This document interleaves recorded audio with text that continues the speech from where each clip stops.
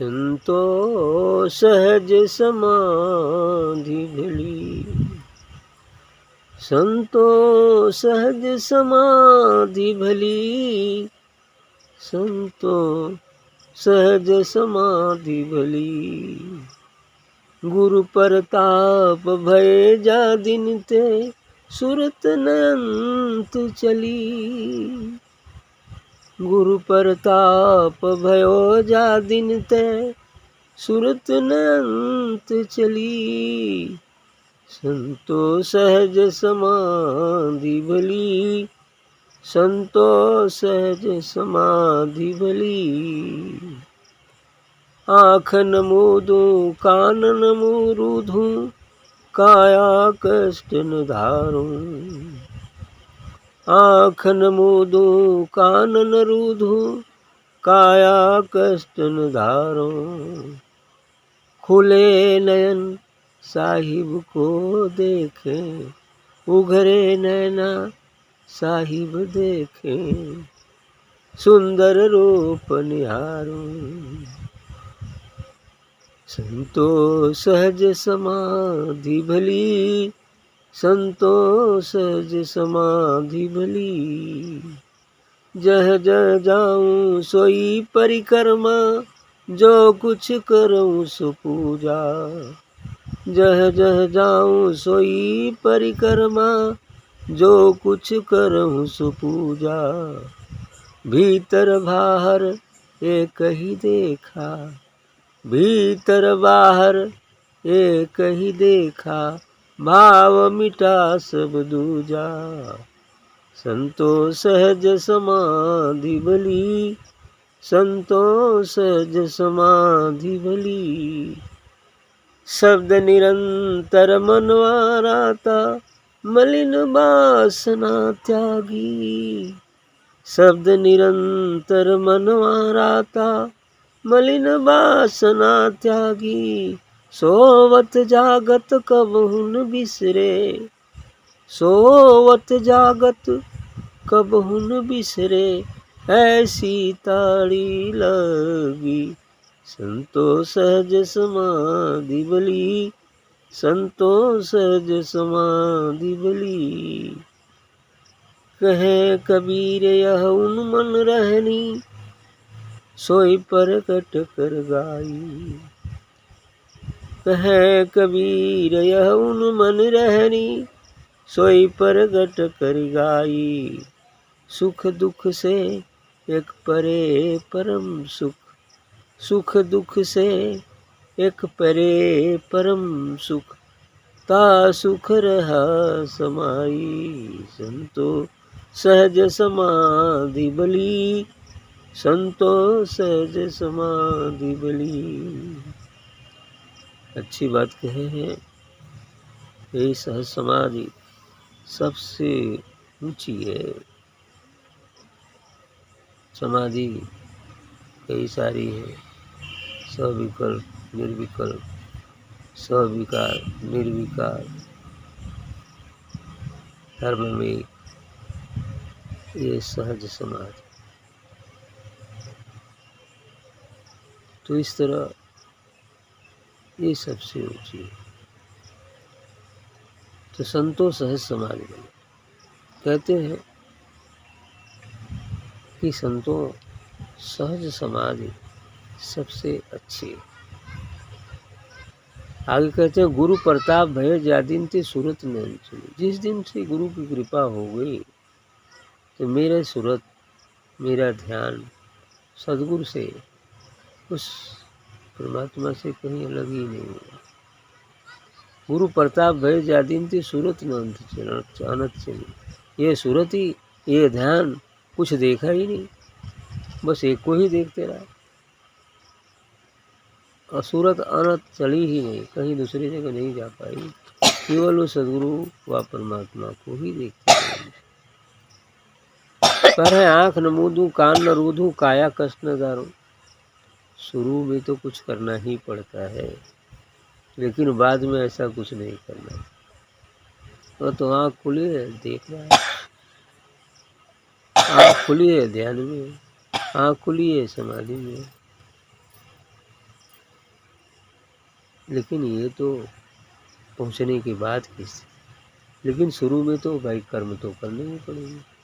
बिना कर्म किए, बिना साधना किए कोई कैसे आ जाएगा? नहीं जाएगा। बिना चले क्या मंजिल पूरी हो जाती है?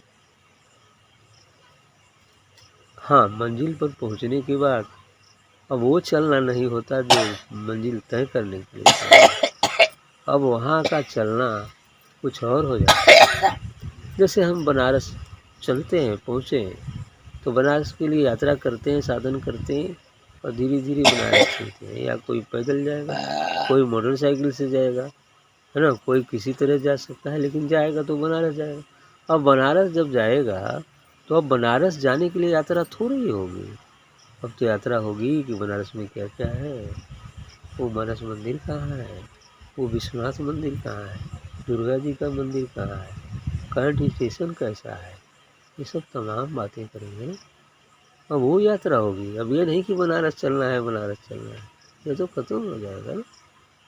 बात यहाँ आ जाती है। सेम यही चीज़ यहाँ भी घटित होता है। तो इसलिए कह रहे हैं कि आँख न मूंदूँ, कान न रूंधूँ, काया कष्ट न धारूँ, जहाँ जहाँ जाऊँ सोई परिक्रमा। अब उस स्थिति में अब बूंद सागर में जब मिल जाती है तो जहाँ जहाँ जाए तो सागर में ही तो है, सागर में ही है ना। अब जहाँ जहाँ जाए तो सागर की ही परिक्रमा करनी है ना। अब जहाँ जहाँ जाऊँ सोई परिक्रमा, जो कुछ जो कुछ करो सो पूजा। अब जो करते हैं तो वो पूजा है, वो पूजा ही है, वो सब उसी की पूजा है। अजीब छोटी और अजीब लंबी यात्रा की यात्रा भी किया अपने जगह भी जगह। एक बूंद सागर में कहीं एक जगह से उठकर दूसरी जगह जाती है। उसकी स्थिति विशेष पर देखें तो एक स्थान से धारा प्रवाह के माध्यम से दूसरे स्थान पर तो जा रही है, लेकिन यदि दूसरी दृष्टि से देखें तो समुद्र के अंदर ही तो है। अब कहाँ यात्रा? समुद्र में ही है तो यात्रा कहाँ हुई? है ना। लेकिन लंबी भी हुई कि मान लो हिमालय यदि गंगा की ही बूंद को ले लें तो वहाँ गंगोत्री से उठकर वह बूंद और सागर तक जाती है, लेकिन आखिर गंगा में ही तो है। बात है ना ऐसी, बस सीधी सी बात है। तो इसलिए कहे कि उघरे नैना, आगे कहना काया कष्ट न दारू, उघरे नैना साहिब देखो सुंदर रूप निहारो। तो छूट गया था नहीं कि आँख खुली है और सदगुरु दिखाई दे रहा है। सदगुरु का जो दिव्य रूप है वो दिखाई दे रहा है, अर्थात वो नूर, वो प्रकाश, वो सत्य। अब आँख खुली है, दिखाई दे रहा है, लेकिन ये तभी दिखाई देगा जब एक बार मिलन हो जाए। मिलन न होने के बाद, मिलन न होने से पहले दिखाई नहीं। सीधी सी बात है। समाज को ले लो, यदि इस संसार में कोई लड़की की शादी नहीं हुई होती है तो उसको कुछ पता नहीं है, कुछ जो कर रहा है कर रहा है, लेकिन शादी यदि हो जाए तो अपने उस पति को ही तो याद करती है, चाहे नैहर रहे, चाहे ससुरी रहे, चाहे दिल्ली रहे, चाहे इलाहाबाद रहे, लेकिन उसकी नज़र में कौन दिखाई देता है? प्रीत यही दिखाई देता है। उसी तरह से जीव रूपी स्त्री का जब प्रीतम से जब तक मिलन नहीं है तो भटक रहा है, भटक रहा है, भटक रहा है। आज जिस दिन मिलन हो जाएगा तो कौन दिखाई देगा? वही तो दिखाई देगा, है ना। बस ऐसे ही सिद्धांत। तो सुंदर रूप निहारो, जहाँ जहाँ जाऊँ सोई परिक्रमा, जो कुछ करूँ सो पूजा। अब जहाँ जाता हूँ तो उसी की परिक्रमा हो रही है, जो कर रहा हूँ वही पूजा हो रहा है। भीतर बाहर एक ही देखा, भाव मिटा सब दूजा। अब भीतर और बाहर एक हो जाता है।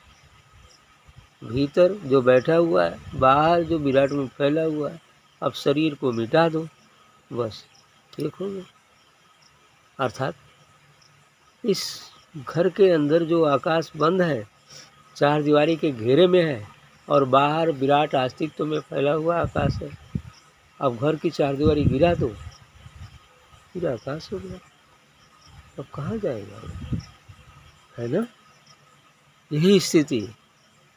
अब ये दीवार गिराने के लिए ही आपको हमको साधना सत्संग करना पड़ता है, ताकि दीवार गिरेगी कैसे, है ना। दीवार यदि नहीं गिरेगी, और दीवार होते हुए भी दीवार गिराना है, ये भी बात है। शरीर होते हुए भी शरीर को मिटाना है, अजीब है। मैंने दो विपरीत साथ में है भी, नहीं भी, है ना, ये चीजें आती हैं। तो भीतर बाहर एक ही देखा, भाव मिटा सब दूजा। शब्द निरंतर मनवा रहता, मलिन वासना त्यागी। इस स्थिति में वह संत महापुरुष हमेशा शब्द में ही रहते हैं। शब्द मतलब आत्मा परमात्मा में ही लीन। शब्द भी कहा जाता है, ओंकार के नाम से शब्द हो गया, आत्मा के नाम से, प्रकाश के नाम से हो गया। शब्द और प्रकाश दो ही मार्ग है।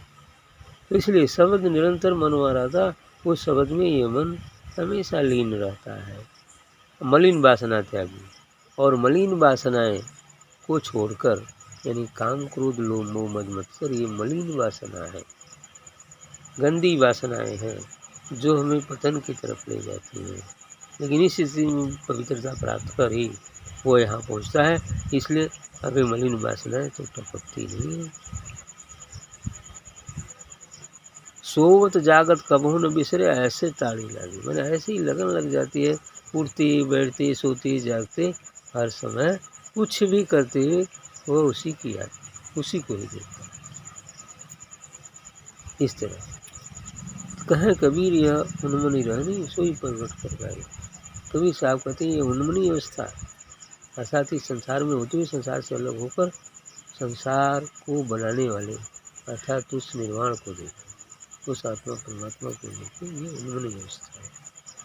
सुख आगे उसीलिए कहते हैं कि सुख दुख से एक परे परम सुख तेई सुख रहा चला। इस संसार में दो ही चीज़ है, सुख और दुख।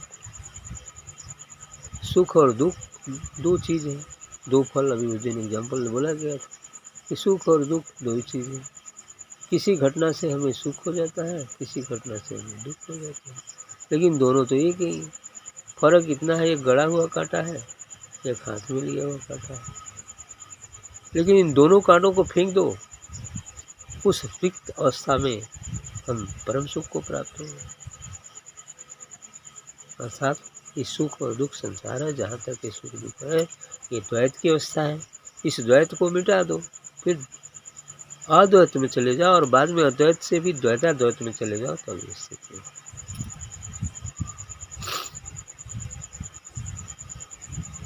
तो इसलिए ते सुख रहा समाई, और उसी में समाने के लिए हम आए। जिसमें समा जाए तो कार्य पूरा, नहीं समाए अधूरा, फिर आना पड़ेगा।